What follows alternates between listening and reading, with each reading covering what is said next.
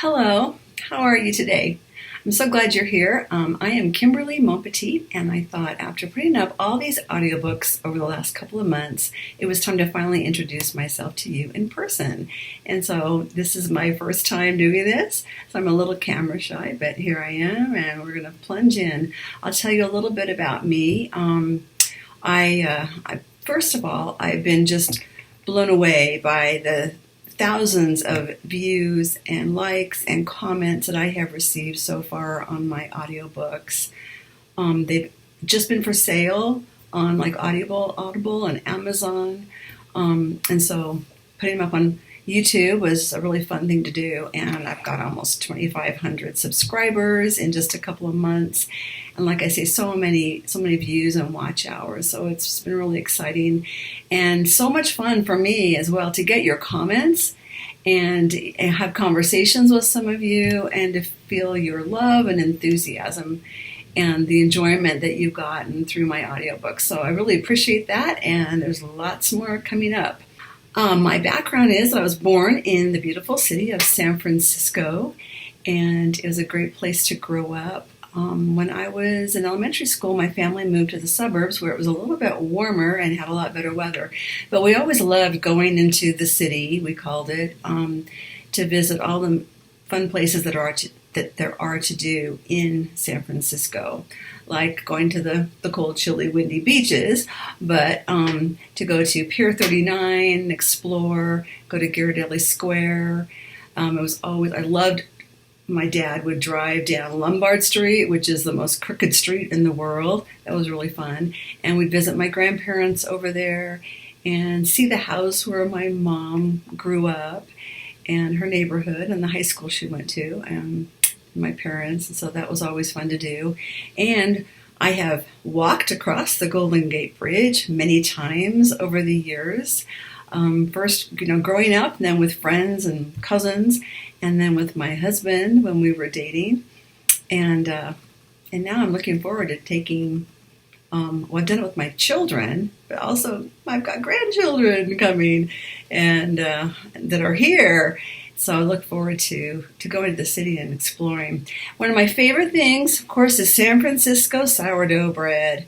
I loved that growing up, and after I got married, I went away to school to BYU, which is where I met my husband, and then we lived in Utah and Oklahoma, and he's from Arizona, and then we moved to New Mexico, and I was really missing sourdough bread.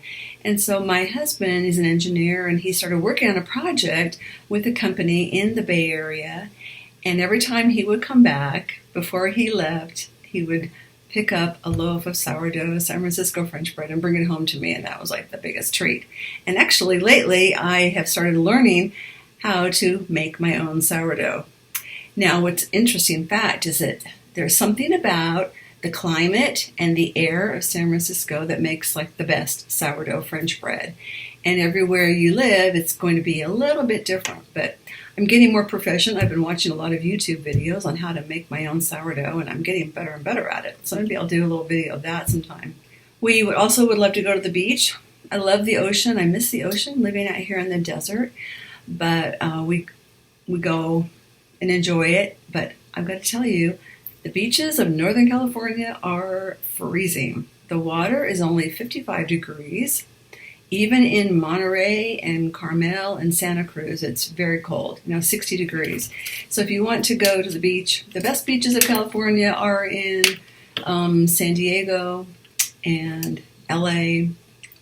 San Diego's even better, I think. Got a brother and his family who live there. So we've had family reunions there, and it's just so much nicer. But it's still really cold. And I have found this past spring we went to Alabama, and the beaches along the Gulf Shores are wonderful. Or going to the beaches in Texas. The water's 80 degrees. It's really fun. Little funny story, when my husband and I got married, we honeymooned in Carmel, Monterey area. It was the end of June, and you would think that the weather would be fantastic the end of June, right? Well, it's not actually in San Francisco and along the northern coast there. We got some picnic food one afternoon, and we went down to the beach, there in Monterey and set up our food, and the wind started blowing. My husband, who's from the desert of Phoenix, was determined he was going to go into the water. I'm at the beach, I'm going in the water. And I said, well, have fun, honey. I sat there on the sand, huddling under blankets because it was so cold and windy. And after 3 minutes, he comes running back out. I threw towels around him. He said, it's just too cold. 55, 60 degrees is just too cold. And people who do swim and surf in the Northern California area actually wear wetsuits because otherwise you would get hypothermia. So you can walk around along the shore and find shells and get your feet and, knees wet. But here's a pro tip. So the best time to go visit San Francisco area is in the fall. September and October are wonderful. It's warm, the weather's balmy, even 80 degrees. You can be in San Francisco. And I remember going one time with friends while I was in college, and we were riding the cable cars at midnight and just having a grand time. So that's the perfect time to go. Just like Mark Twain once said, the coldest summer or the coldest winter I ever spent was the summer in San Francisco. And that's really true. It's just the way the fogs roll in. Also in September and October, you can actually see the Golden Gate Bridge. During the summertime, it's mostly covered up with fog and clouds. So that's a great time to go. So there's your little pro tip. Okay, so how did I become a writer? You may be wondering. When I first learned how to read in first grade, books were like magic to me. I just instantly took to reading. I loved diving into a story and immersing myself in that character and like becoming that character. When we read a book, it's like we become the main character and we're seeing their whole world and their adventures, mysteries and romance through their eyes, and it's like we're living it. And that's the magic of books. And when I was a kid, I was reading, every Nancy Drew I could get my hands on. In fact, I actually received unexpectedly a whole box full of original editions of Nancy Drew that I think are worth quite a bit of money now. I haven't gotten them estimated. I loved Phyllis Whitney in high school and Victoria Holt. In ninth grade, the summer after ninth grade, I read Jane Eyre. And what a powerful book that was. At the end, I was bawling for like 30 minutes after I ended. It was just one of those amazing endings that just kind of hit you. I also love Jane Austen, love all the movies, love all the books. And this about a year ago, we got to go to England and go to Bath, where she wrote a lot of her books and spent a lot of time. And I bought some editions of her books, and it's just really fun to be there where she had written her stories. And I think in the links, I will put down some of my favorite Jane Austen and also like Jane Eyre movies, because there's some that are way better than others. So I will give you my opinion of what the best movies are. During all the years that we were moving around and my hubby was in graduate school, and then we had 3 sons. And then went through a difficult period of time when my oldest son was finally diagnosed with Asperger's. And so we've had a lot of challenges. But I was writing stories, continuing to write, even from when I was a kid, was like a great escape and a way from my own imagination to be poured out on paper, and a place to put down my frustrations and get all those stories out of my head on paper. And was absolutely thrilled. The very first story I ever sold to a magazine, I got $25 whole for it, and I was thrilled to pieces. And over the next 10 years, I took classes, writing classes. I went to writing conferences, met other writers, and formed critique groups, and was writing all kinds of stories. I started out with stories, although I really wanted to write books. I was writing full-length books, but it was great to have a whole bunch of short stories published over the next several years, because I thought, even despite all the rejections, it was like, okay, I must not be a terrible writer because I've been able to sell 20 stories by now. And then I started trying to submit my books, middle grade, young adult age books. And then at a writer's conference, I finally landed an agent, and she sold my first book to Random House, and then went on to sell 3 altogether. And I will show you some of those pictures of them: Breakaway and Enchanted Runner and The Last Snake Runner, which are all based on New Mexico and living here along the Rio Grande, and about some of the true stories of some of the pueblos that are here, and the incredible history of when the conquistadors came through the Southwest and the battles and things that happened there. So it's been a thrill too, because those books are still going strong, especially in the Southwest, where their teachers in schools love to use them to talk about New Mexico and Southwestern history. So then I sold 4 books to Scholastic, and they are all set in the Cajun country of Louisiana. And I've got my Dr. Pepper here. I love my Dr. Pepper. And my sister gave me this beautiful butterfly cup, which I use. And I've got a book called When the Butterflies Came. And it's about a girl who feels like there's butterflies following her, and she's not sure why. But her grandmother is a research scientist doing some intriguing and secret research on the islands of Micronesia. And so my character ends up going there to figure out what is happening. She and her sister do. Her mother's going through a depression at home, and they go to find their grandmother, and the secret explodes about all these butterflies that are on the islands of Micronesia, and what her grandmother's learning. So I love butterflies, and I had to write a book called When the Butterflies Came. And the books, The Healing Spell, Circle of Secrets, When the Butterflies Came, and The Time of the Fireflies are all tied together in some ways. There's characters that you'll see. They're completely different stories. They're all standalone. And then I've been researching ancient Mesopotamia and the roots of belly dance in the women's world for like 2 decades. And we got to travel in Jordan and visit some Bedouin families and take jeeps all through Wadi Rum and see the beautiful country there. And that was just great to be there. And while I was working on the book, and when that whole trilogy sold to HarperCollins, I got a really huge deal for that. And I was able to have my writing cottage built. I'm sitting in my writing cottage right now.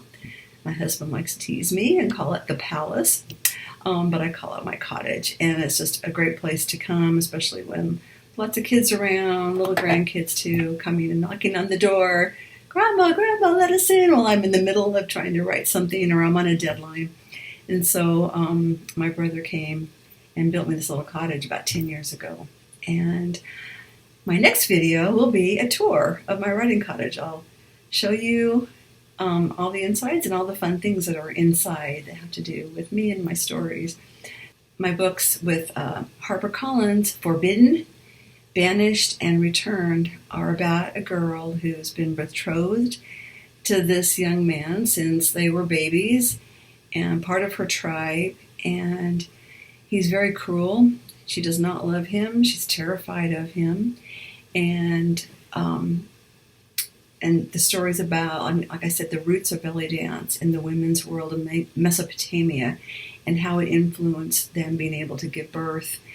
And also just the desert tribal warfare and the cities that she's going to that are being laid siege, trying to find her baby sister who is sold after her mother dies in childbirth, and this mysterious young man from the frankincense lands meet, and so their forbidden love story and how she survives her betrothed, tracking her through the desert and trying to kill them. So there's a lot of adventure and romance and a lot of just exciting and dangerous things that happen. And it's all based on actual places and real events that happened. I found out in 1765 BC that King Hammurabi actually invaded the city of Mari on the banks of the Euphrates River, where she finds herself trying to find her lost baby sister. And they're there when the city's on fire and they have to escape. So I love to put things in real places with real events around it, even though it's a fictional story. So those are just really fun to read.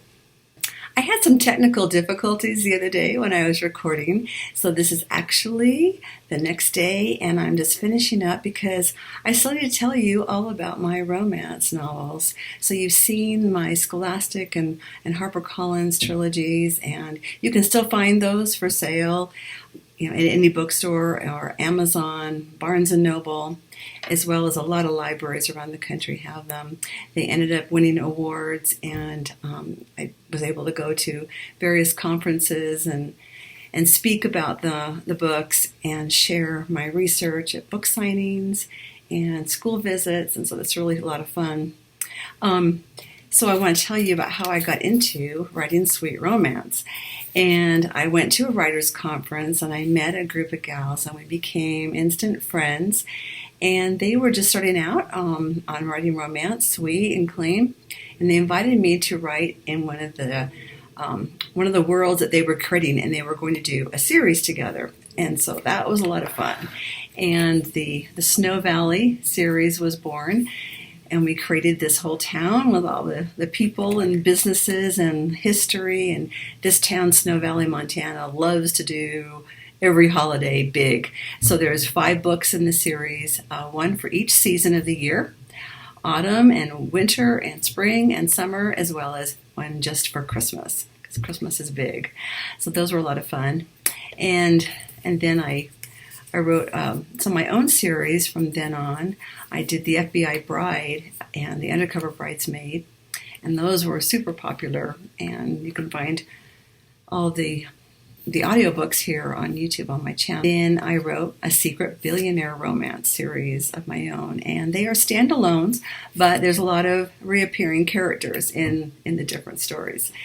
And those are all, except for the last one, the fiance's secret, will launch in just a couple of weeks. It's being narrated and put together right now by a new narrator I found, and she's great. So I'm excited to share that with you, the final book in the Secret Billionaire series. And then I wrote a fake fiance series. It started out kind of accidentally. With my writer friends, we did a Christmas fake fiance story. I thought it was a standalone, and then I just started getting all these ideas for this whole series, and they're all interconnecting, and the story of 2 sisters and their best friend when the oldest sister goes missing one Christmas, and you find out all the things. Her sister, Eyre Steele, is an FBI agent and is sent out around the country on secret jobs using aliases at various mansions around the country at Christmas time. And the final book in the series is told from her older sister, Amelia Steele, who 2 years earlier went missing. And it shows her story and what happened to her, how and why she went missing, and then how it all ends up coming together. So those were super fun to write, and the final one just launched like a few months ago. And then I just got invited to another multi-author group series called The Coffee Loft, and I've been posting about that on my Facebook page, so go check out my Facebook page for KIMBERLEY MONTPETIT for those. But being in this whole new indie world, I needed to go out and find, editors and proofreaders, copy editors, cover artists, and that's been a whole new world. It's been just so much fun. So I think I've talked about pretty much everything, starting out with me as this nerdy girl with her face in a book all the time, wearing glasses. I come home from school and make brownies for my family, and started writing stories when I was a kid. And so this is really my dream come true, to be able to write and publish and have so many fans. And then this whole new adventure on YouTube has just been wonderful. I've been so pleased. It's been such fun meeting all of you. So stay tuned for lots more, and we will talk to you later. Have a great, blessed, wonderful day. Bye-bye.